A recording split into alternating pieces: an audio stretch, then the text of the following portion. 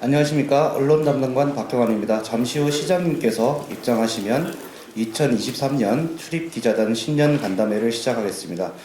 오늘 간담회는 시장님 인사 말씀 그리고 2023년 서울시정에 대한 질의응답 순서로 진행하겠습니다.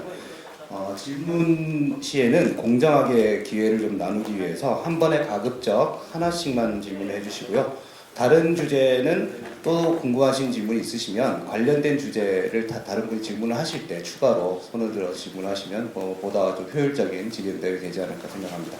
양해의 말씀을 드리겠습니다. 시장님 오시기 전까지 잠시만 기다려 주시기 바랍니다.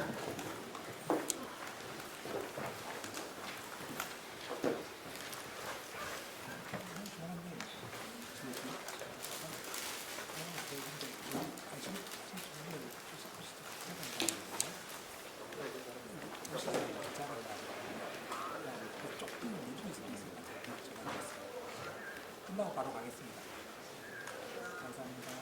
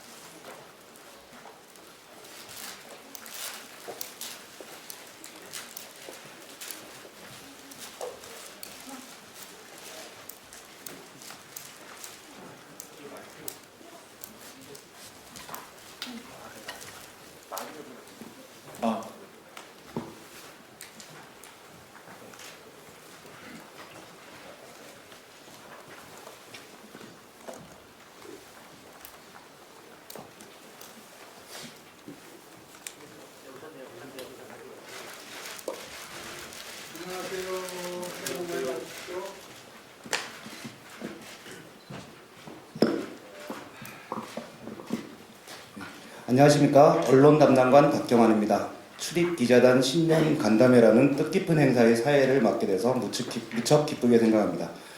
오늘부터 실내 마스크 착용 의무도 군고로 바뀌어서 출입기자님들의 얼굴을 조금은 더 편하게 뵐 수 있게 돼서 더욱더 반갑습니다. 아무쪼록 노마스크로 진행되는 오늘 간담회에서 더욱 허심탄회한 소통이 되기를 기대하면서 간담회를 시작하겠습니다. 먼저 시장님의 인사 말씀을 청해 듣겠습니다. 네, 여러분 반갑습니다. 서울시장입니다.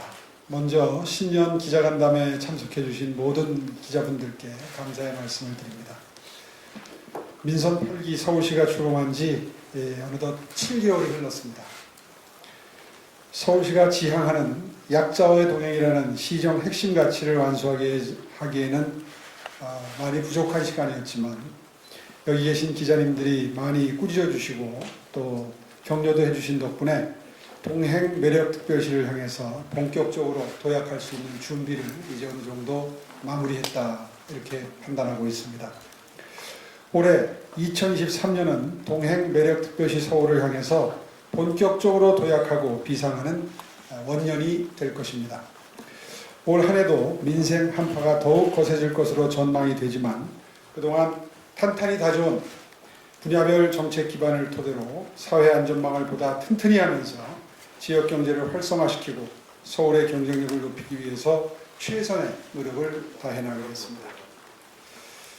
기자님들께서도 서울시를 함께 만들어간다는 마음으로 정론직필 해주시라고 믿고 몇 가지 말씀드리겠습니다.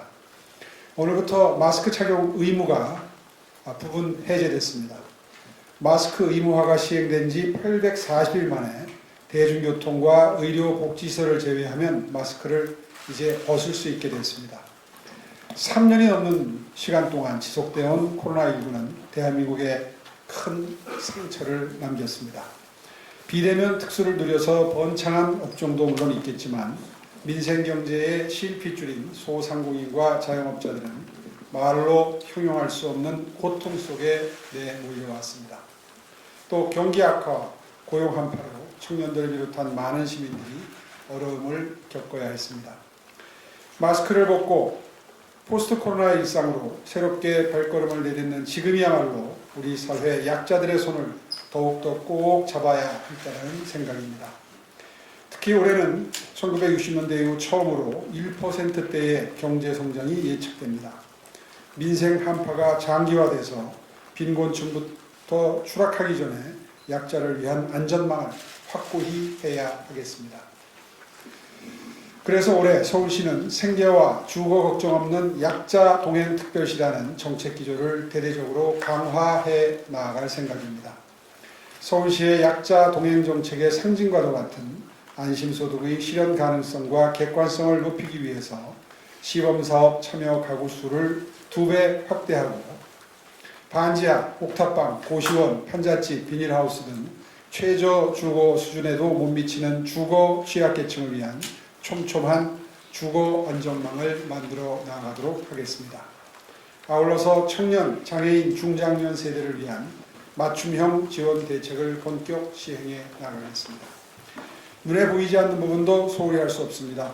자연재해, 중대재해뿐 아니라 사회재난 안전망까지 촘촘히 보강하고 재난 대응의 신속성을 확보하기 위해서 작년 11월에 서울시 안전총괄실 내에 인파관리팀, 재난대응팀을 신설했습니다.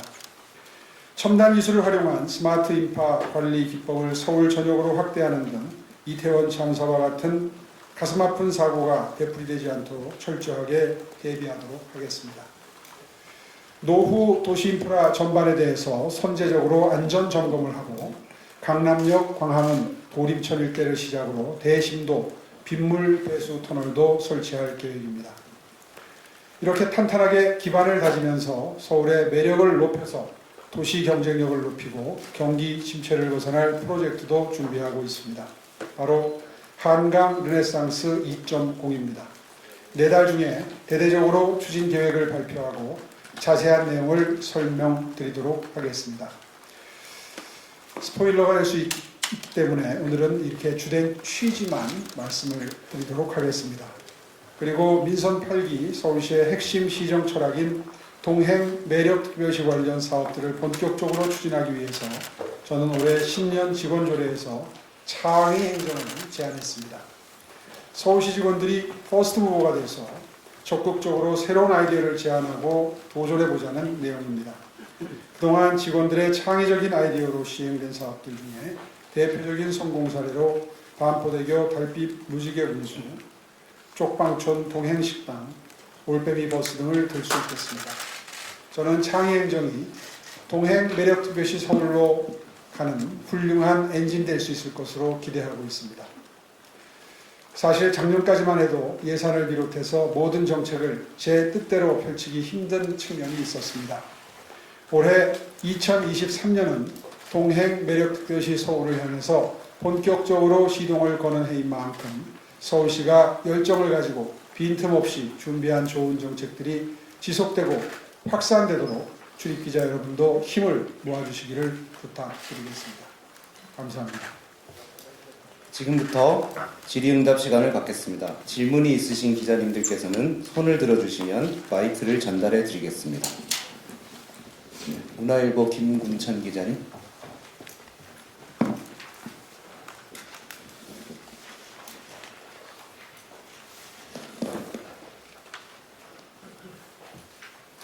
네, 질문해 주십시오. 네, 시장님 안녕하십니까. 문화일보 김문찬입니다. 저는 두 가지 관련해서 여쭤보고 싶습니다.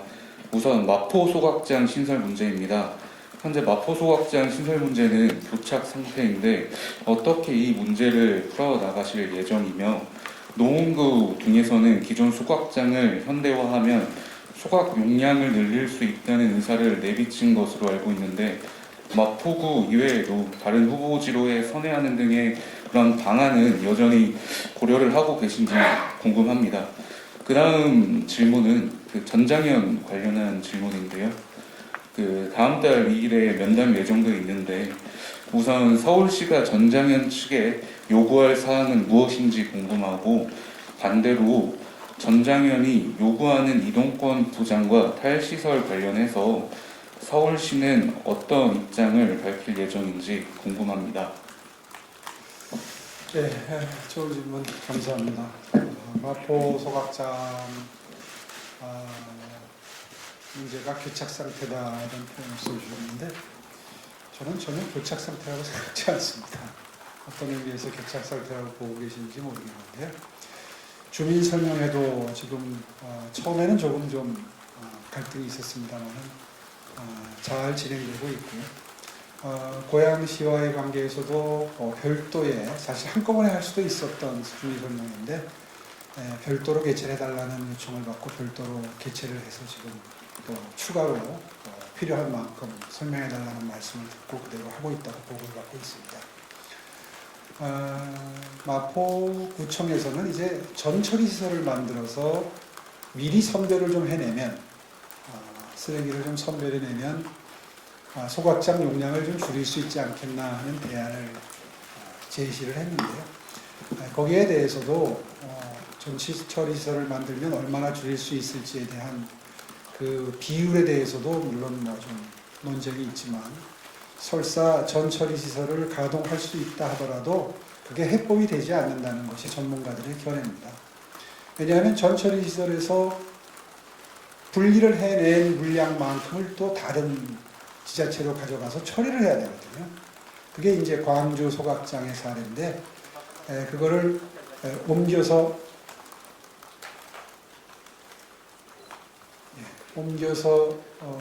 처리한다는 게 또 다른 갈등의 불씨가 된다는 그런 전례가 있습니다.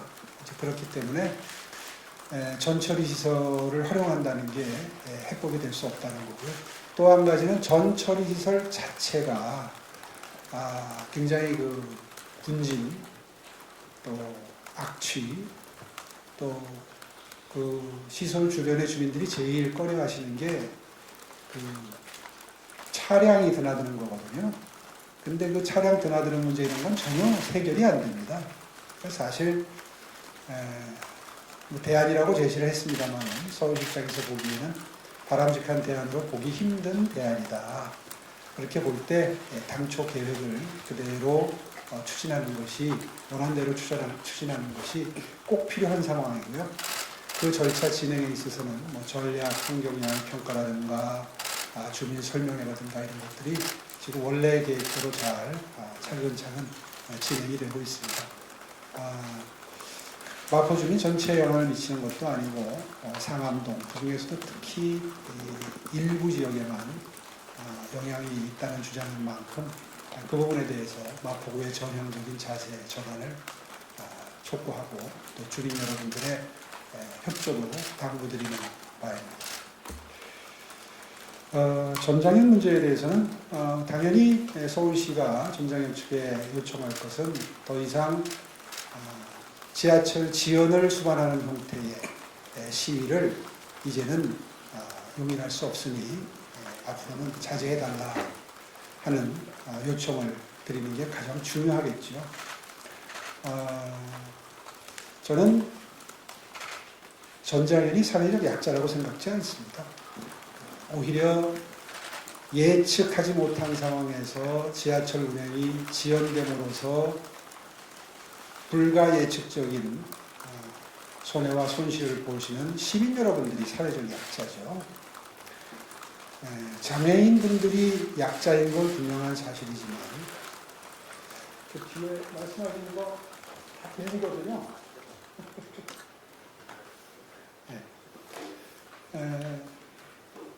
어디까지 했죠?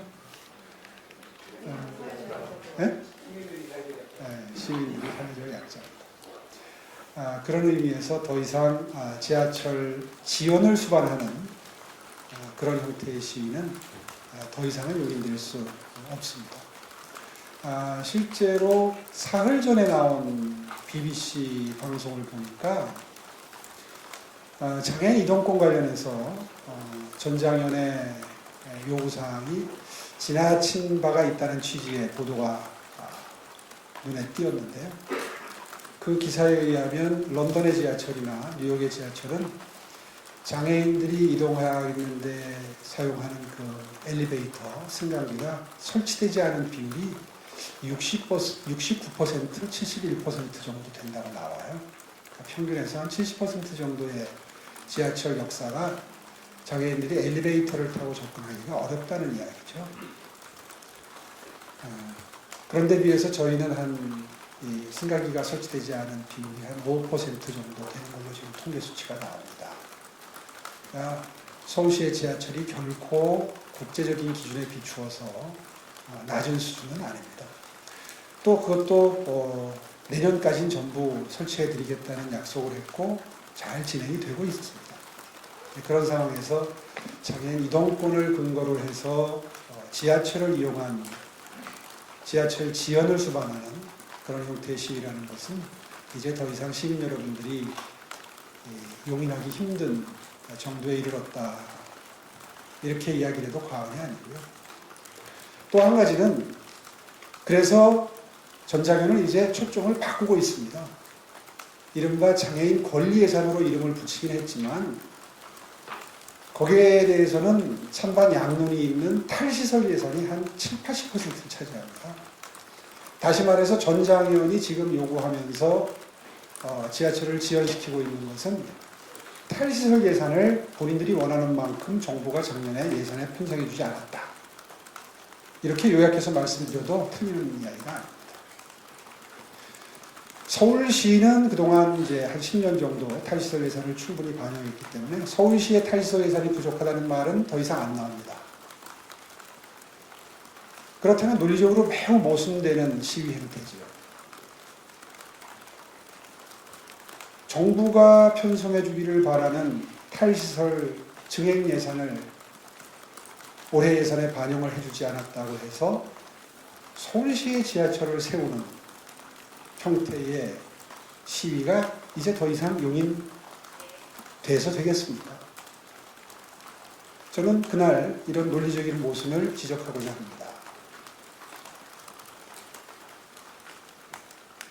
사회적으로 정부에 요구하는 게 있고 바라는 게 있다고 해서 그런 단체들이 전부 지하철의 운행에 방해가 되는 지하철 운행에 지장이 생기는 형태의 시위를 한다 그러면 대중교통의 정시성이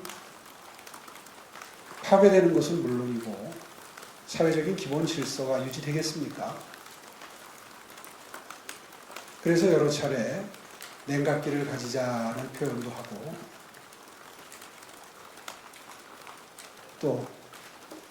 지금까지 말씀드렸던 바를 여러 차례 설명드리면서 더 이상 지하철 운행 지연을 수반하는 시위의 경우에는 무관용 원칙으로 대응하겠다 하는 입장을 천명한 바가 있고요. 이 원칙에는 조금도 양보가 있을 수 없습니다. 따라서 앞으로 전장현이 본인들의 요구사항을 관철시키는 수단으로 지하철 지연을 수반하는 시위에 임한다면 서울시는 절대 용인할 수 없고 이미 발생한 손해액에 대해서는 반드시 소송을 통해서 손실 보상, 손해배상을 받을 생각입니다. 그 점을 분명히 하는 자리가 될 것입니다.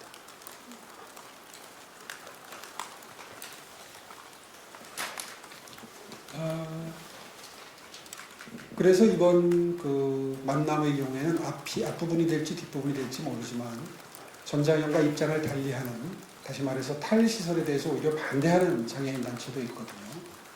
그런 단체도 함께 연이어서 만나는 것을 생각하고 있고요. 그런 자리를 통해서 전장현이 이동권이나 탈시설 관련해서 주장을 하면서 시위를 하는 것이 논리적으로 얼마나 부당한지를 알리는 그런 자리가 될 수 있기를 바랍니다. 네, 이 정도면 충분히 설명드린 것 같습니다. 네, 다음 질문. 다음 질문 받겠습니다. 네, 김용재 기자님.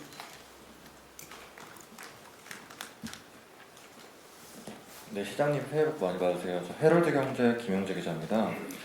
곧 TBS 대표이사 선임을 앞두고 있는 것으로 알고 있습니다. 시장님께서는 당선 이후에 꾸준하게 TBS를 교통방송에서 교육방송으로 만들면 어떻겠냐는 의견을 피력해 오셨는데 그거에 대한 기조가 쭉 이어지는 것인지 궁금합니다. 예, 사실 뭐 교육방송 얘기를 했습니다만은 시대의 변화에 발맞추어서 교통방송의 본래적인 존재 이유인 교통 정보의 비중이 점점 낮아지는 것은 분명한 현실이기 때문에 대안의 하나로서 교육방송, 교양방송, 평생교육방송 뭐 이런 말씀을 여러 차례 드린 바가 있고요. 이제 새로운 대표 체제가 출범하는 만큼 아마도 새롭게 그 경영진이 구성이 되게 되면 활발한 미래 비전에 관한 논의가 시작될 걸로 생각을 합니다. 결국은 임직원들의 몫입니다. 교통방송이 계속 교통방송으로만 남을 것인지 아니면 보다 사회적으로 필요성이 생긴 분야에 좀 더 많은 방송 시간을 할애함으로써 유용한 방송으로 거듭날 것인지에 대한 판단은 전적으로 새로운 대표를 비롯한 임직원들에게 달려있다. 저는 그렇게 보고 있습니다. 그럼 다음 질문 받겠습니다. 네. 양희동 기자님. 네, 이데일리 양희동 기자입니다. 그 예전에 시장님께서 이 경전철 관련해서 수익성이 중요하다는 말씀을 하신 적이 있었는데 이제 그 경전철이 실제로 지나가는 지역의 구청 형님들이나 주민들 같은 경우는 이제 경전철이 원래 수익성보다는 교통 사각지대의 어떤 교통 복지 차원에서 추진되는 것인데 이것을 수익성을 자꾸 거론하면서 어떤 공사가 지연되거나 아니면 뭐 경전철이 좌초되거나 이런 위험성이 있을 수 있다는 이제 걱정을 많이 하고 있는데요. 그러니까 지금도 이제 경전철의 수익성을 어느 정도 중요하게 보시는지 좀 궁금합니다. 예, 수익성이 중요하지요. 아무리 복지 차원에서의 교통 복지 차원에서의 경전철 추가 건설이지만 이미 경험하신 것처럼 우이신설선이나 신림선처럼 적자폭이 지나치게 크다 보면 결국은 원활한 운행에 지장을 받게 됩니다. 그런 의미에서 설계하고 공사할 때부터 비용을 최소화하자 하는 취지에서 이 수익성에 대한 문제 제기를 했던 것이고요. 더군다나 이제 이 시의회를 통해서 지역사회의 시민 여러분들이 우리 동네에도 역사를 만들어 달라. 또 하나 만들어도 되는 뭐 예를 들어서 사거리 같은 경우에는 이제 기존의 지하철 같은 경우에는 4개의 코너에 다 있지 않습니까? 이제 그런 걸 생각해서 경전철도 그렇게 해달라. 이런 욕구가 분출하면서 그 공사 비용도 예상치 못한 수준으로 올라가고 있는 상황을 감안을 해서 이게 이렇게 수익성이 매우 떨어지는 사업이고 교통복지의 측면이 강한 만큼 이런 절약할 수 있는 부분에 대한 절약을 저해하는 그런 무리한 주장은 좀 자제해 주십사 하는 취지에서의 요청이었습니다. 그거를 지나치게 확대 해석해서 마치 서울시가 경전철에 대한 의지가 부족한 것처럼 또 퇴색한 것처럼 이렇게 과장해서 전달을 하고 자극적인 그런 주장을 하는 경향이 없지 않습니다. 다시 한번 분명히 이 자리에서 밝히겠습니다. 경전철 건설은 예정했던 순서대로 절차대로 꾸준히 진행이 될 겁니다. 다만 욕심을 부려서 좀 더 이렇게 해달라 저렇게 해달라 하는 요청 때문에 절차가 오히려 늦어지거나 비용이 상승되는 부분에 대해서는 매우 엄격하게 원칙적인 대응을 하겠다 하는 취지의 말씀을 다시 한번 드리겠습니다. 다음 질문 받겠습니다. 네, 전준우 기자님. 네, 안녕하세요. 뉴스원 전준우 기자입니다. TBS 대표 인사검증 절차가 마무리 단계로 예상되는데요.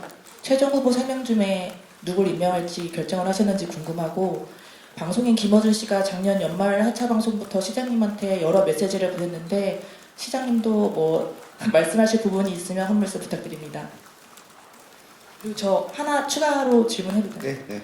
네, 공공요금 인상이 요즘에 화두인데요. 난방비 급등에 이어 2월부터 택시 요금도 오르고 지하철 버스 요금도 8년 만에 인상이 추진되고 있습니다. 일각에서는 서민들의 경제적 부담이 커진 만큼 인상 시기나 인상 폭을 좀 조절해야 하는 것 아니냐는 얘기도 나오는데 이에 대해서는 어떤 입장이신지 궁금합니다. 예, 좋은 질문 감사합니다. TBS 신임 사장 임명은 아마 2월 초순경이면 가능할 겁니다. 한 일주일 남짓만 기다려 주시면 발표가 있을 텐데 미리 말씀드리면 재미없잖아요. 그렇게 양해해 주시고요. 김어준 씨에 대해서 한 말씀 해달라. 제가 사실 지난 1년 반 이상, 2년 동안 김어준 씨에 대해서는 공식 성사에서 한 번도 제가 언급을 한 적이 없는데 이제 TBS 진행자가 아니신 만큼 글쎄요 청을 하시니까 한 말씀 드린다면 그동안 참 수고 많으셨다는 말씀 드리고 싶습니다. 국민 세금으로 운영되는 TBS에서 공영방송을 장난감 가지고 놀듯이 그렇게 다루면서 특정 정당, 그 중에서도 또 특정 정파의 논리를 옹호하고 전파하는데 그 전파를 그동안 쓰시느라고 애 많이 쓰셨고요. 수고하셨다. 그런 말씀 드리고 싶습니다. 그리고 두 번째 질문. 교통요금 인상 시기, 인상폭의 조정이 혹시 가능하냐는 말씀을 하시는데 참 어려운 질문 주셨습니다. 사실 지금 이제 알려진 바로는 한 300~400원 정도 지하철 요금 기준으로 그렇게 이미 알려져 있는 상황에서 잘 아시겠지만 8년 동안 요금 조정이 없었죠. 그런 점을 감안하신다면 또 300~400원을 올린다 하더라도 운송 원가에는 턱없이 못 미친다 하는 점을 감안하신다면 사실은 300~400원 정도를 가지고 지금 논의를 하고 있는 이 상황이 고육지책이다 하는 것을 이해해 주실 수 있을 텐데요. 그럼에도 불구하고 정말 낮추고 싶습니다. 그런데 그 전제는 지난 연말에 아시다시피 여야 양당 간에 거의 합의에 가까운 그런 그 입장을 정리를 해서 이른바 PSO라고 그러죠. 지하철 무임 수송 손실 보전을 양당은 다 도와주려고 각고의 노력을 했는데 기재부가 끝까지 반대를 폈습니다. 사실 코레일 구간, 국철 구간은 또 지원을 하고 있습니다. 지금 형평에도 맞지 않고 이 어르신 무임수송 정책이 도입된 그 과정을 보더라도 지자체들이 먼저 이 제안을 하고 관철한 정책이 아니라 중앙 정부의 당시 기억에는 그 당시 대통령께서 제안을 해서 생겨난 제도이니만큼 중앙 정부가 손실 보전을 일정 부분이라도 꼭 다가 아니라도 일정 부분이라도 해주는 게 논리적으로 저는 맞다고 생각합니다. 그럼에도 불구하고 연말에 기재부가 끝까지 동의를 안 했는데요. 지금이라도 늦지 않았다고 생각합니다. 지금이라도 공공요금이 이렇게 올라가는 것에 대해서 정부가 경제운용 기조에 다소 무리가 생긴다는 판단이라면 기재부가 생각을 바꾸어서 올 연말부터라도 지원을 하겠다, 올해 중에라도 지원을 하겠다 이렇게 입장을 선회해 준다면 그에 걸맞는 만큼 지금 논의되는 인상폭을 조정할 수도 있겠다 하는 입장입니다. 네, 다음 질문 받겠습니다. 예, 정광현 기자님. 예, 저 이스핌 정광현이라고 합니다. 그 지금 기후 변화가 좀 심각해서 이번에 있었던 난방비 폭탄 이런 게 매년 반복될 거란 좀 지적이 많거든요. 그래서 이 부분에 대해서 특히 취약계층은 올해 겨울뿐만 아니라 올해 여름에도 좀 뭐 비슷한 사건이 발생될 수도 있고 또 매년 비슷한 규모의 지원이 필요하다는 얘기가 있는데 혹시 이 부분에 대해서 중장기적인 생각을 가지고 계신 게 있는지 아니면 구체적으로 좀 추진할 계획이 있으신지 궁금합니다. 감사합니다. 예, 고맙습니다. 최근에 지나치게 가스비가 많이 오른 결과 우리 난방비가 아주 폭등했는데요. 이 문제는 지자체 차원에서 중장기적인 계획을 세운다기보다는 정부 차원에서 중장기적인 고민, 고려가 있어야 될 부분인 것 같습니다. 사실 잘 아다시피 구조적인 문제가 있는 거죠. 지금 러시아 우크라이나 전쟁도 가스비 인상을 촉발했고 또 그 전에 전 정부 때 탈원전 정책을 펼침으로 인해서 흑자를 내던 정말 많은 흑자를 내던 한전이 지금 굉장한 적자로 돌아서면서 그 버퍼존이 없어졌습니다. 국제에너지 가격의 변동에 연동해서 바로바로 요금 고지서에 영향을 미치는 그런 아주 그 중간 완충지대가 사라지는 바람에 더더군다나 지금 정부로서는 정책 수단이 줄어들었죠. 이런 여러 가지를 종합적으로 고려해 본다면 전 정권 때 잘못한 것은 차치하고라도 일단 신정부에서 그것을 전제로 해서 새로운 입장을 정리할 필요는 있겠다는 생각을 하고 있고요. 정부와 협의해서 중장기적인 계획을 마련하는데 최선을 다하겠습니다. 다음 질문 받겠습니다. 김희연 국민일보 김희연 기자님. 네, 고생 많으십니다, 시장님. 국민일보 김현입니다. 두 가지 정도 질문 드리고 싶은데 일단 첫 번째로는 시장님께서 이제 임기가 이제 정확하게 사실 5년 임기라고 생각하면 이제 중반부에 들어섰는데 임기를 한번 평가해 주시고 또 이제 중반부에 들어선 만큼 가장 중요하게 좀 보시는 부분이 있다면 설명해 주셨으면 좋겠고 그 다음에 시정 말고 한 가지 더 여쭤보고 싶은 부분이 있는데 최근에 이제 당내에서 이제 나경원 전 의원이 이제 좀 당대표 출마를 포기하는 과정에서 뭐 좀 친윤, 비윤 논란도 좀 불거지고 당내 갈등이 표면화됐습니다. 좀 이제 당의 주요 인사신데 이런 당내 갈등, 나 전 의원의 전대 불출마 이런 부분들에 대해서 좀 평가해 주실 수 있을지 감사합니다. 예, 사실 아까 말씀하신 대로 임기를 전체 5년으로 본다.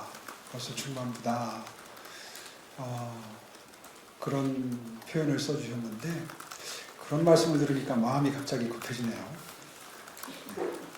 근데 사실 아시다시피 한 1년 정도는 제 뜻대로 뭐 일을 펼치기가 어려운 의회 환경이었다는 건 다 잊지 않고 아마 알고 계시리라고 생각을 합니다.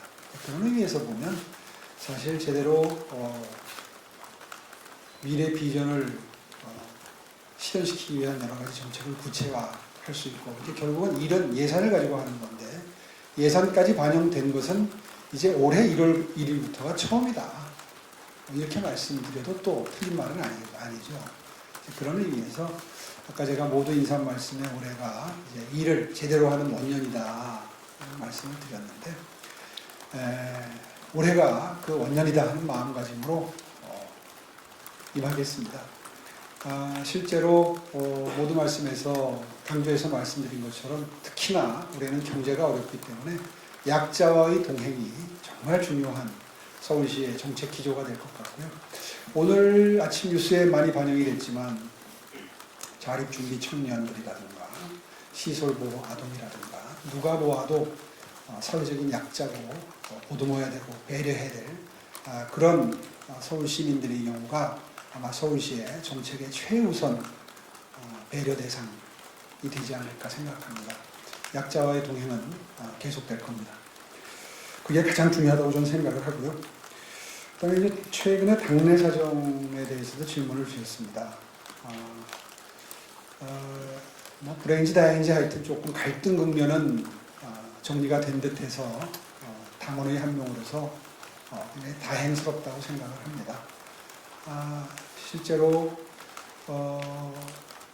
주요 후보자들을 순차적으로 만나는 과정에서 제가 이번 전당대회가 정말 축제처럼 치러져서 국민들로부터 사랑받는 그런 전당대회가 됐으면 좋겠다. 그렇게 탄생한 대표가 정말 국민들로부터 신뢰와 사랑을 받으면서 정당을 이끌므로써 앞으로 미래에 대비를 했으면 좋겠다. 이런 취지의 부탁 말씀들을 드렸는데요. 지금도 그 입장에는 조금도 변함이 없습니다. 앞으로도 한 달 남짓 전당대회 기간이 남은 만큼 그 기간 동안 치열한 국민들의 마음을 반영하는 그런 정책 경쟁, 정치적인 경쟁이 이루어져서 국민들로부터 제가 속한 정당이 좀 더 사랑받고 신뢰받는 정당이 되었으면 좋겠다 하는 게 저의 이번 전당대회를 바라보는 심정입니다. 질문 받겠습니다. 신혜진 기자님. 네, MBN의 신혜진입니다. 저는 금융산업 관련해서 질문 드리겠습니다. 우리나라 무역 규모가 무역 규모에 비해서 금융산업이 좀 약한 편이고, 그리고 시장님께서도 금융산업 키우는 것에 대해서 관심이 많은 걸로 알고 있는데, 그 서울의 금융특구 지정 관련해서 진척되는 부분이 있는지와 또 시장님의 구성방안이 있으신지 말씀 부탁드리고, 아까 당내 상황에 대해서 질문이 나왔는데 지금 이제 국힘 전대 레이스 진행 중이잖아요. 근데 총선 승리를 위해서 수도권 대표가 필요하다는 그 수도권 대표론에 대해서 얘기가 많이 나오고 있는데 거기에 대해서 어떻게 생각하시는지 말씀 부탁드리겠습니다. 그리고 나경원 불출마 이후에 혹시 나경원 그 전 대표랑 혹시 전화 통화나 연락하신 적 있는지 좀 궁금합니다. 예, 고맙습니다. 금융 중심지 서울, 특히 여의도를 금융 특구로 만들겠다는 것은 비단 서울시의 정책일 뿐만 아니라 우리나라의 정책이기도 합니다. 그런데 이제 선거가 있을 때마다 이런저런 공약을 내고 또 그걸 이행하는 과정에서 사실 여의도에서 금융 중심지로서의 기능이 조금 퇴색하는 그런 정책 결정이 또 나오고 있는 것도 사실이지요. 이제 그런 의미에서 중앙정부와 서울시가 잘 협업을 해서 여의도에 금융기업들이 좀 많이 들어와서 탈홍콩을 하는 금융기업들이 싱가포르이 아니라 서울로 좀 올 수 있도록 그렇게 유도할 수 있으면 좋겠다는 생각으로 지금 정책을 펼치고 있고요. 이제 그런 의미에서 여의도에 보다 많은 기업들이 들어올 수 있도록 법인세를 비롯해서 각종 세금을 감면해주는 그런 시도가 지금 이루어지고 있습니다. 실제로 조세 특례 제한법 개정안의 경우에 법인세를 3년간 100% 감면해주는 그런 내용을 담고 지금 발의가 돼 있는 상태입니다. 이거 역시 이제 기재부가 좀 동의를 해주면 정말 좋겠는데요. 사실 사는 부산 이전과 관련해서 그에 상응하는 여의도에서 빠져나가는 것만큼 또 다시 금융에 어떤 그 초점을 맞추어진 바람직한 변화가 일어날 수 있도록 정부의 적극적인 도움, 협조를 촉구하는 바입니다. 잘 될 거라고 믿습니다. 비롯해서 서울시는 앞으로 여의도에 보다 활발하게 투자가 이루어지고 특히 금융의 경우에는 여의도를 중심으로 많은 바람직한 방향의 변화가 이루어질 수 있도록 계속해서 정책적인 투자를 아끼지 않겠습니다. 예, 사실 지자체장으로서 총선과 직결된 이야기를 하는 게 조금 좀 조심스러운 면이 있기 때문에 질문에 대해서 구체적인 답변을 드리는 게 조금 어렵긴 한데요. 어쨌든 제가 속한 정당인이 많지 아까 말씀드린 대로 국민 전체로부터 특히 이 수도권 이 비중이 높기 때문에 한 절반 정도 되죠.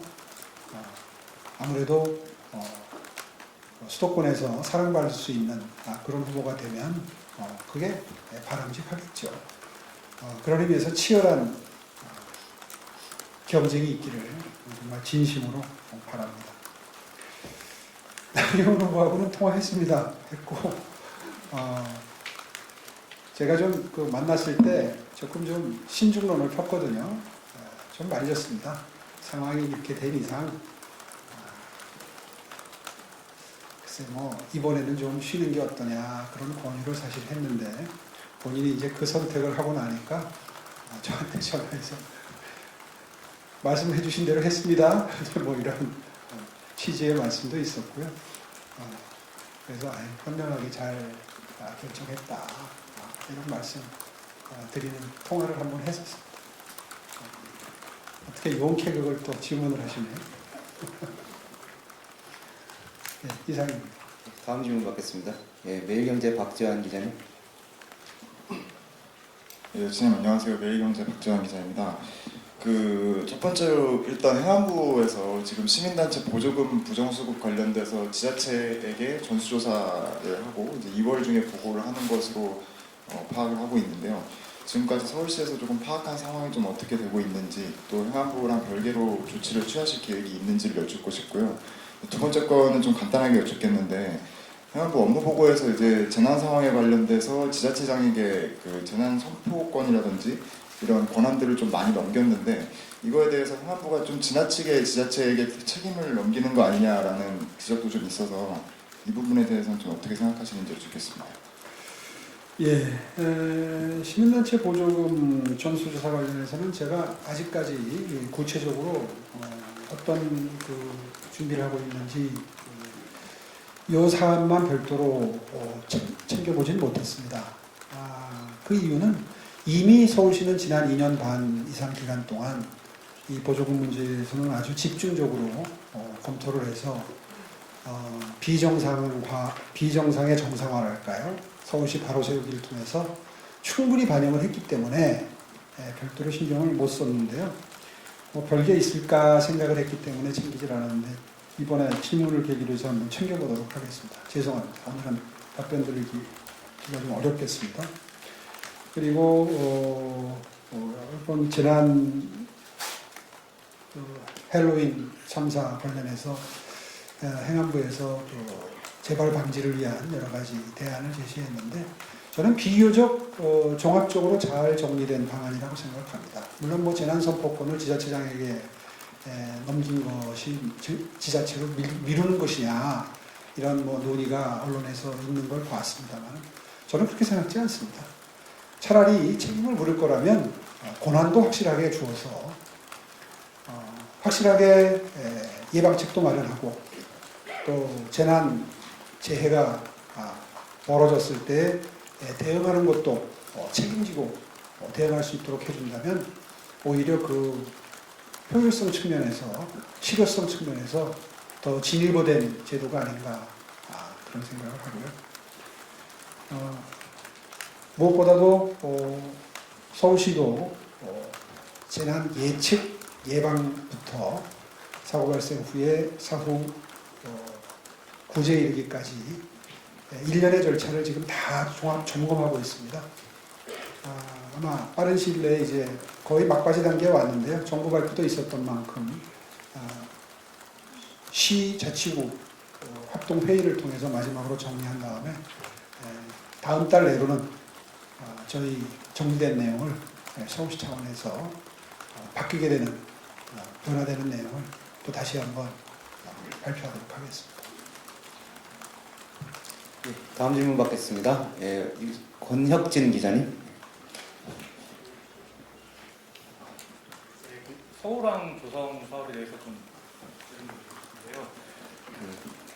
기대만큼 우려도 적지 않은 사업인데 지금 반대 쪽에서는 경제적 타당성이랄까 환경 오염 이야기들이 좀 많이 나오거든요. 이 점을 좀 걱정하고 있는데 아직 시작 단계이지만 여객 수요나 사업성이 얼마나 된다고 좀 보시는지, 그리고 환경단체들의 우려를 좀 설득할 만한 묘안 같은 게 있으신지 답변 부탁드립니다. 석방 사업은 해야 되는 사업입니다. 한강을 보고 외국인들이 와서 2번 놀란다고 그러죠. 이렇게 인구 1000만의 큰 도시 한가운데 평균 강폭이 한 1km 정도에 이르는 정말 엄청난 수량을 가진 강이 유유히 정말 멋지게 흐른다. 이걸 보고 전부 다 감탄을 하고 놀란다고 보고요. 두 번째는 그런데 그 강 위에 떠다니는 배가 거의 없다. 이 한강을 잘 활용을 못한다. 안 한다. 이런 걸 보고 또 외국인들은 2번 놀란다고 합니다. 서울항을 만드는 게 시작 단계도 아닙니다. 아시다시피 이제 이 굴포천을 기억하시는 분들이 계시는지 모르겠는데요. 저쪽 서해에서부터 이쪽 그 한강까지 굴포천이라는 천이 있었습니다. 그걸 전부 재정비해서 경인 아라뱃길을 이미 만들어 놓았습니다. 이렇게 만들어진 경인 아라뱃길을 놓고 거의 사용을 하지 않는 이런 난센스가 벌어지고 있습니다. 정치적인 이유죠. 만들었으면 활용해야 될 거 아닙니까? 만들 때까지는 논쟁이 불가피했다 하더라도 거기에 사람이 다니는 배는 거의 안 다니고요. 물류만 조금 이용을 하는 상황입니다. 저기 김포 쪽에 아울렛도 있고 그런 쪽으로 이제 물류만 좀 행해지고 있습니다. 이건 분명히 기형적이죠. 다른 나라들의 경우에 이 내륙 국가가 아닌 한 연안을 오가는 그 크루즈, 국내 크루즈죠. 그러니까 예를 들어서 여의도항에서 배가 출항해서 경인아라뱃길을 따라 나가가지고 서해의 각종 도서나 도시들을 연결하고 또 남해, 동해까지 갔다가 다시 돌아오는 그런 그 관광 코스가 우리나라만 없습니다. 일본도 그게 아주 활성화되어 있어요. 이게 안 해서 그렇습니다. 그러니까 그런 거는 빼놓고 물류만 가지고 경제적 타당성을 용역을 한다든가 그러면 당연히 경제적 타당성 용역이 좋지 않게 나오죠. 근데 그런 것까지를 다 활성화한다는 전제하에서 아마 경제성을 분석한다면 이미 만들어진 시설을 사장시키는 것보다는 활용하는 게 훨씬 더 현명한 그런 정책 결정이다. 저는 그렇게 생각을 하고요. 근데 다만 환경의 보완은 좀 걸리겠죠. 아무래도 배가 안 다닐 때보다야 배가 다니면 아무래도 환경에 영향을 좀 미치지 않겠습니까? 근데 그거는 이제 정책적인 선택의 문제죠. 환경에 걸리는 부하를 최소화하는 선에서 투자도 이루어질 것이고, 그리고 이 우리의 자랑스러운 한강을 어떻게 국내외 수상교통의 통로로 이용을 할 것이냐, 이것은 결국 정책 결정의 문제고 선택의 문제고 판단의 문제다 하는 관점에서 저는 1단계로 일단 외국에서 들어오는 배를 바로 받아들이는 서울항을 생각하는 게 아니라 국내 여객선 정도가 다닐 수 있는 서울항을 일단 개설을 해서 활용 정도를 모아가면서 추후에 예를 들어서 상해나 청도나 위에서 배가 떠서 들어올 수 있을 정도까지, 그건 이제 2단계, 3단계, 4단계의 계획이 되겠죠. 이렇게 이용하는 것이 미래 물길 이용의 최적화, 최대화를 위해서 필요한 것 아니냐. 그런 관점에서 일단 1단계 사업을 시작하겠다는 겁니다. 그렇게 이해해 주시면 좋겠고요. 환경단체와는 환경 문제에 대해서는 꾸준히 대화를 통해서 제기되는 문제점들에 대해서는 보완책을 마련해가면서 차근차근 사업을 시행해 나가도록 하겠습니다. 다음 질문 받겠습니다. 네, 황정호 KBS 황정호 기자님. 네, 안녕하세요. KBS 황정호 기자입니다. 부동산 시장은 아무래도 외부 변수의 이런 다양한 변수 그리고 심리적 요인이 가장 큰 걸로 보이는데 지금 일단 부동산 가격이 뭐 하락장에 뭐 접어들었다라고 보고 있긴 하지만 서울 같은 경우에 여의도 같은 토지거래 허가 구역 이제 해제 완료도 앞두고 있고 시장님이 생각하시는 부동산 정책의 방향이 좀 궁금하고요. 그 방향에 따라서 추가적으로 구상 중인 정책이 있으시면 좀 간략하게 듣고 싶습니다. 예, 부동산은 뭐 영원한 화두인데요. 저는 기본적으로 부동산 가격을 바라보는 저의 시각은 우리나라의 주거 비용이 지나치게 높다. 국제 기준으로 제일 높은 편이죠.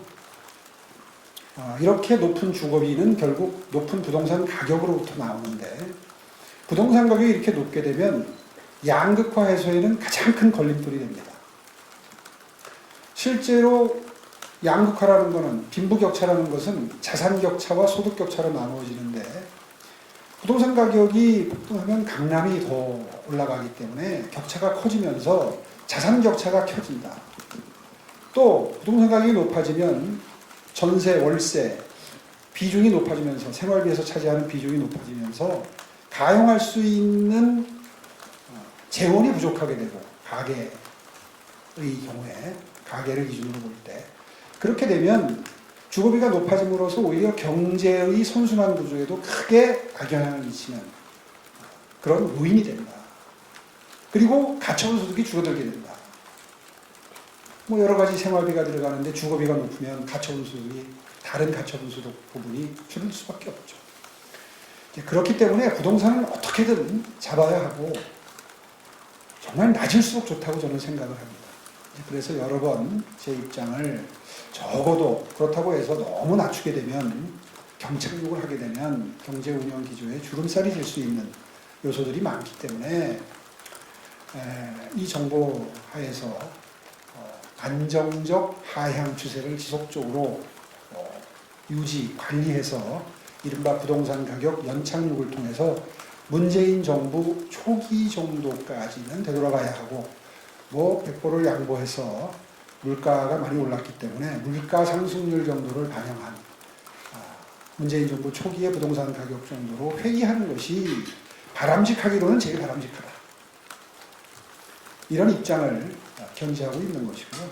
그렇게 만들기 위해서 지금 재개발, 재건축을 비롯한 각종 도시 정비 사업에 박차를 가하고 있는 것이고 신통기획 가지고도 부족하다고 생각해서 더욱더 속도를 낼 수 있는 신통기획을 또 지난주에 내놓지 않았습니까?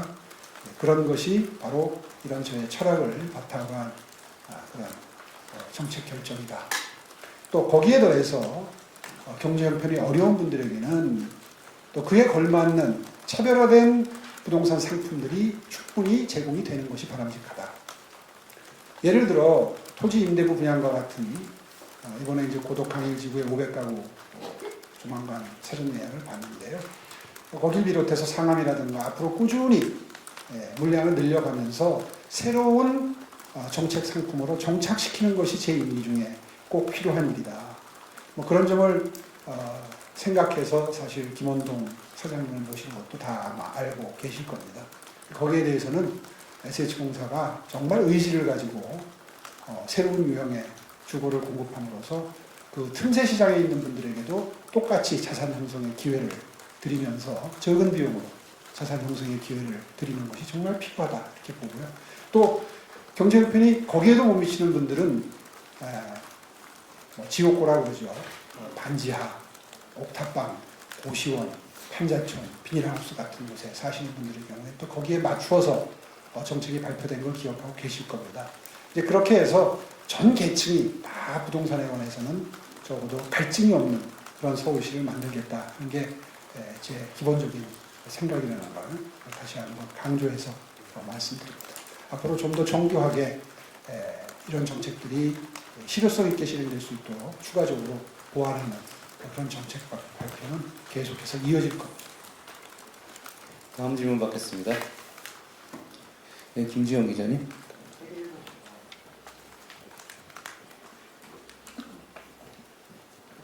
세계일보 김주영입니다. 지금 현 정부도 이제 국가적으로 지역 균형 발전 얘기를 하는데요. 서울 시내에서도 이제 강남북 격차가 좀 오래된 문제로 계속 되풀이가 되고 있습니다. 시장님께서 이제 지방선거 때도 그렇고 보궐선거 때도 그렇고 좀 강남북 격차 해소책을 공약을 하셨는데 좀 지금 어떤 부분에 중점을 두고 시행을 중이신 건지 그리고 진전이 있는지 좀 궁금하고요. 또 다른 질문은 아까 창의행정을 말씀하셨는데 혹시 무슨 개념인지 조금 더 설명해 주셨으면 해서 그리고 단어만 보면 직원분들이 좀 매우 힘들 것 같은데 좀 그런 창의행정을 이렇게 독려할 방법이나 이런 게 또 있으신지 궁금합니다. 예, 고맙습니다. 지역 균형 발전, 다시 말해서 강남북 균형 발전, 정확히 얘기하면 강남 지역에도 서남권은 조금 낙후되어 있으니까 강남권과 비강남권의 균형 발전은 서울시장으로서는 절체절명의 과제라고 생각하고 늘 어느 시장이나 실현을 위해서 정말 많은 정책적 투자를 하게 되죠. 몇 가지로 나누어 볼 수 있습니다. 주거 격차, 교통 격차, 교육 격차, 이런 복지 격차, 이런 여러 가지로 이제 부문별로 나눠서 얘기할 수 있는데 주거 격차 부분에 대해서는 방금 전에 설명드린 걸로 어느 정도 가늠을 할 수 있을 것 같습니다. 교통 격차, 교통 사각지대에 대한 배려죠. 아까 이제 경전철 문제를 말씀을 드렸고 그러니까 어느 정도 답변이 될 것 같습니다. 특히나 이제 이 장애인분들의 경우에 이동권의 경우에는 서울시는 그동안 꾸준히 제가 지난번 임기 때부터 투자를 시작을 해서 꾸준히 많은 투자를 해왔기 때문에 어느 정도 국제 기준, 아까 말씀드린 대로 국제 기준 평균 이상은 됐다고 생각합니다. 저상버스라든가 또 장애인 콜택시라든가 지하철은 물론이고요. 그래서 아까 말씀드린 대로 이제 24년이면 인력사, 일동선은 다 해결이 됩니다. 그 다음에 이 저상버스의 경우에도 상당한 거의 지금 한 70%까지 왔죠. 앞으로 계속해서 투자를 하겠습니다. 또 장애인 콜택시 한 두세 달 전에 업무 보고를 받는 자리에서 제가 평균 대기 시간이 장애인 콜택시가 32분인가 33분으로 보고를 받고 제가 30분 이내로 무조건 땡겨라는 지시를 했습니다. 아마 올해 중으로 장애인 콜택시에 대해서도 많은 투자가 이루어져서 어쨌든 30분 이상 기다리는 일은 없도록 하겠다는 게 제 의지고요. 이런 투자를 통해서 교통 사각지대에 있는 분들, 특히 이제 장애인분들의 경우에는 상당한 진전이 있을 걸로 생각합니다. 교육 격차, 이것 때문에 사실 서울론하고 있는 거 아니겠습니까? 이걸 이제 지역적으로만 꼭 나눠서 볼 일은 아닌 것 같고요. 그다음에 복지정책 문제에서 다 설명드리기는 어려운데 어쨌든 강남 지역과 비경남 지역의 격차는 결국 재원의 격차로부터 발생합니다. 이 모든 걸 뭉뚱그려서 총체적으로 보면. 그래서 제가 10년 전에 제 임기 중에 강남북 균형 발전을 위해서는 재정 사정이 어려운 자치구들, 서부권이라면 예를 들어 은평구, 동부권이라면 도봉, 강북구, 서남권이라면 구로, 금천구 같은 곳에 이 강남, 서초, 송파와 비교하면 약 25대 1로 재원이 격차가 벌어지는 것을 아시다시피 재산세 공동과세 제도를 도입을 해서 그 격차를 10분의 1 안쪽으로 줄이고 또 각종 재원을 배분하는 산식을 바꾸어서 한 5대 1까지 줄여놨었던 거거든요. 그래서 지금 그런 어려운 자치구들이 비교적 상대적으로 완전히 풍족하다고는 말씀 못 드립니다만 비교적 그때에 비하면 10년 전에 비하면 풍족한 재원을 가지고 재량적인 정책을 펼칠 수 있는 여력이 생긴 겁니다. 어쨌거나 지금까지 기울여왔던 그런 노력에 더해서 앞으로도 이런 노력을 계속해서 기울여 나가면서 강남 지역과 비강남 지역의 격차를 줄여나가겠다 하는 게 저의 아주 강한 의지고요. 그 다음에 이제 창의행정에 대해서 질문 주셨는데 창의행정은 사실은 안 하던 걸 하자는 게 아니라 공무원이라면 당연히 해야 될 일을 그동안에 게을리 했던 것들을 이제 정상화시키자는 내용입니다. 세상에 어떤 직장인이 꼭 공무원이 아니라도 사기업에 근무하는 분들이라도 시키는 일만 열심히 하는 일은 아니지 않습니까? 존재의 이유가 시민들의 행복을 제고하고 시민들의 편의성을 제고하는 데 있다면 시키는 일은 뭐 당연히 하는 것이고 하기로 정해진 일은 당연히 하는 것이고 미처 세월의 흐름을 반영하지 못해서 지체현상이 생기는 일들이라든가 아니면 생각이 부족해서 아이디어가 없어서 혹은 성의가 부족해서 챙기지 못했던 일들은 당연히 챙겨야 되는 것이죠. 그런 의미에서 적극 행정을 하자 하는 취지의 주문을 했는데 적극 행정이라는 표현보다는 장의 행정이다 이런 표현을 쓰는 게 좀 더 시민들께 다가갈 수 있지 않겠나 하는 의미에서 장의 행정이라는 표현을 쓴 거고요. 내 일은 내가 발굴하자 하는 취지의 그 개념이라고 보시면 정확할 것 같습니다. 다만 그렇게 되니까 기존에 없던 일을 또 하게 되는 것 같아서 시작은 일 버리기부터 시작한다. 지난번에 노조를 만나서 그런 대화를 했었습니다. 이건 그 바텀업 방식이 되는 것이 가장 바람직하기 때문에 지난번에 노조분들 오셨을 때 연말에 그런 말씀을 미리 드렸어요. 제가 연초에 이걸 발제를 하기 전에 미리 노조하고 협의를 했는데 그 자리에서 그러더라고요. 그러면 일 버리기부터 같이 해주시면 좋겠다. 그래서 대찬성입니다. 그동안에 또 세월이 흐르면서 과거만큼 꼭 필요하지 않은 일들도 많이 생겼거든요. 그런 일들을 먼저 일 버리기를 통해서 버리고 그리고 또 새로운 적극적인 행동을 해달라 취지의 말씀을 드렸고요. 물론 어떤 새로운 변화가 있으려면 인센티브와 디센티브가 같이 작동해야 되겠죠. 그래서 인사상의 어떤 혜택이라든가 꼭 인사상의 혜택까지 그렇게 큰 게 아니라도 조금 이렇게 아기자기한 변화의 경우에는 예를 들어서 복지 포인트라든가 상금이라든가 이런 재미있는 시스템을 통해서 어떤 그 성취감도 느끼고 행복하게 이러한 변화를 직원들이 스스로 견인할 수 있는 그런 직무 분위기, 업무 환경을 만들기 위해서 최선을 다하고 있고 아마 지금 행정국에서 성안을 해서 가다듬고 있는 걸로 그렇게 알고 있습니다. 네, 다음 질문 받겠습니다.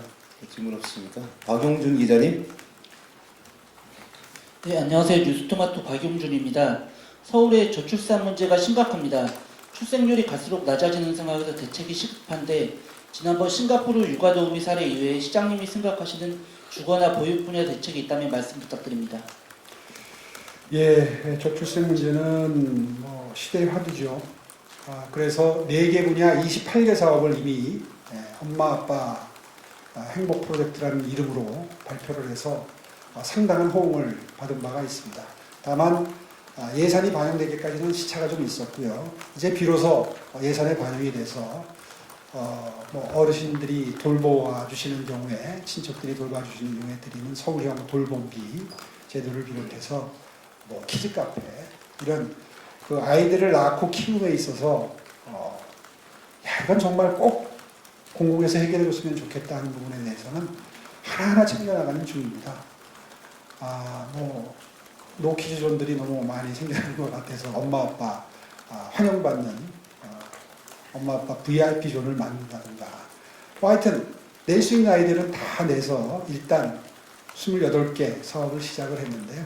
지켜봐 주십시오. 이제 비로소 예산에 반영이 돼서 올해 1월부터 시행이 되고 있는 만큼 아마 상당히 효과가 있을 걸로 기대를 합니다만은 앞으로 계속해서 부족한 부분이 있다면 2탄, 3탄을 준비를 해서 업그레이드를 해나가겠습니다. 최근에 탄생 시리즈를 또 준비한다는 얘기를 들었는데 오늘 다 말씀드리면 좀 준비하는 분들 맥박일 것 같고 하여튼 2단계, 3단계 저출생 대책 꼭 또 저출생 대책이라기보다는 아이 키우고 교육시키는 부모님들이 신바람이 나서 더 많이 낳고 싶어지는 그런 서울 그런 서울 만들기 위해서 투자를 아끼지 않겠습니다.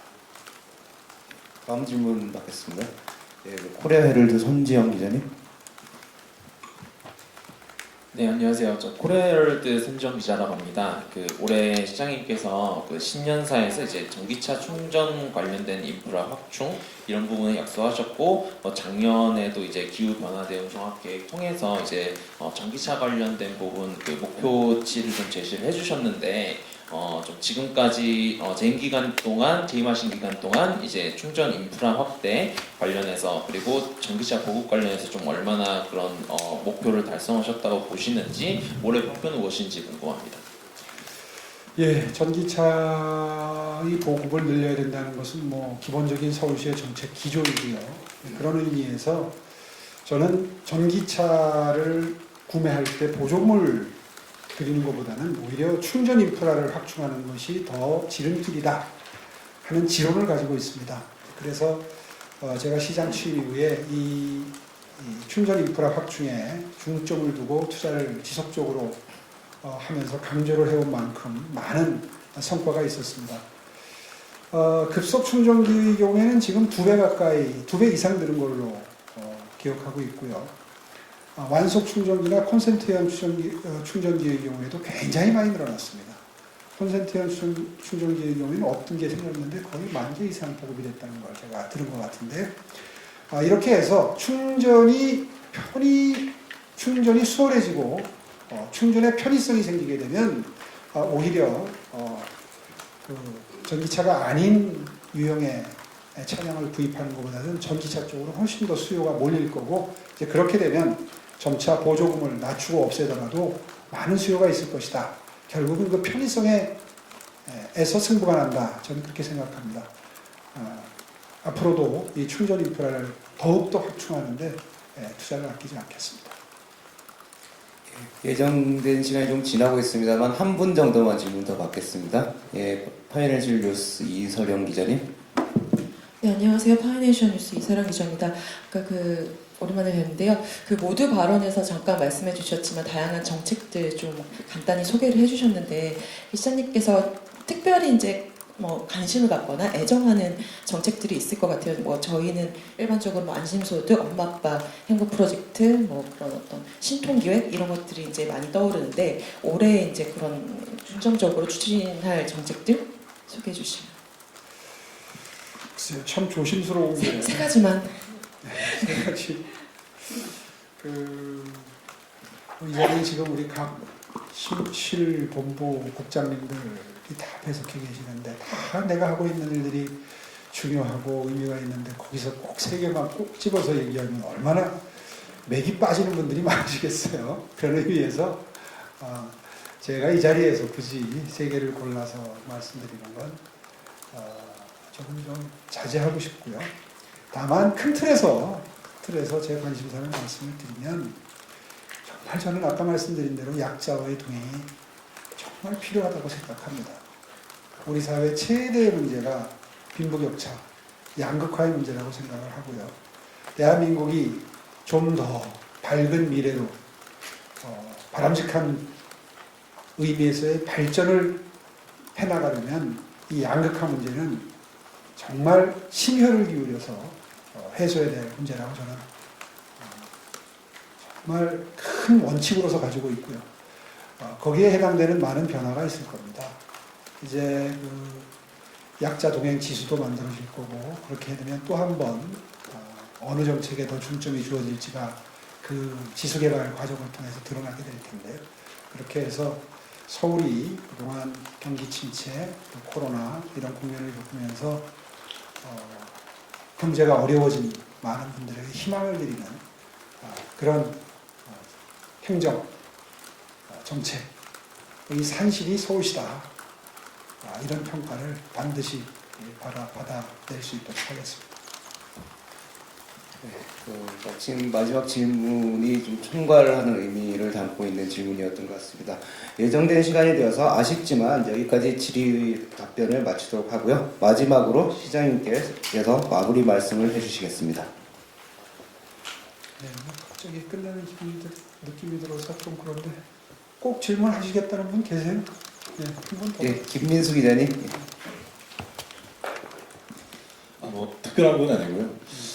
작년에 이제 뭐 이렇게 여러 해외 일정이나 이제 국내 서울시와 관련된 여러 가지 뭐 관광객 유치라든지 뭐 여러 사업 계획들을 좀 추진하시고 또 주요 해외 모델들도 많이 검토하시기 위해서 수방도 이제 하시고 하셨다가 좀 여러 사안들 때문에 좀 중단된 것도 있는데 앞으로 좀 그런 부분에서 또 외부 활동을 이제 좀 확대 계획이 올해 또 계신지 궁금합니다. 예, 아직 뭐 그 확정된 계획이 있는 게 아니기 때문에 이 자리에서 말씀드리기에는 조금 이른 감이 있습니다. 계속해서 검토 중에 있고요. 실제로 작년 출장을 동행하셨던 기자분들이 여기 많이 계시는데 서울시가 앞으로 출장을 하게 된다면은 그건 전부 다 절실하게 서울 시민들께 도움이 되는 정책들을 새로 구상한다거나 아니면 좀 더 정교하게 가다듬는다거나 이런 의미에서 정말 필요한 그런 출장이 아니면 출장은 최소화할 생각입니다. 그런 의미에서 신중을 기해서 검토하고 있고요. 지난번에 갑자기 국내에서 그런 일이 생기는 바람에 이제 마무리 못한 부분이 아직도 지난 출장에서 그 공표돼야 될 부분이 공표되지 못하고 있는 부분이 좀 아쉽긴 합니다. 그런 부분 좀 마무리하고 마무리되는 대로 또 다음 출장 기획해서 그때 말씀드리도록 하겠습니다. 선생님 마무리 말씀 부탁드리겠습니다. 예, 오늘 아주 최근의 현안들을 비롯해서 관심사를 다종다양하게 많은 질문을 주셨는데요. 저는 늘 여러분께 감사하고 있습니다. 여러분들의 아까 제가 모든 말씀에서 언급한 것처럼 여러분들의 그 정론 직필의 문제 제기 덕분에 저희가 조금이라도 궤도에서 이탈할 수 있는 부분들이 사전에 걸러져서 예방도 되고 또 보완도 돼서 늘 시민들의 행복 지수를 올리고 편의성을 제고하는데 기여하고 있다고 생각을 합니다. 여러분 지난 1년 한 8개월 정도 정말 많은 도움을 주셨는데 그런 의미에서 앞으로도 그런 도움이 정말 지속적으로 시정을 업그레이드 하는데 기능했으면 정말 좋겠습니다. 오늘 이렇게 장시간 동안 함께 해주셔서 정말 감사드립니다. 고맙습니다. 이제 오늘 간담회를 모두 마칠 시간이 되었습니다. 못다한 이야기들은 올 한해 기자님들과 동행하면서 쉬지 않는 소통, 막힘없는 소통으로 이어나갈 것임을 약속드리겠습니다. 오늘 참석해 주셔서 다시 한번 감사드립니다. 감사합니다.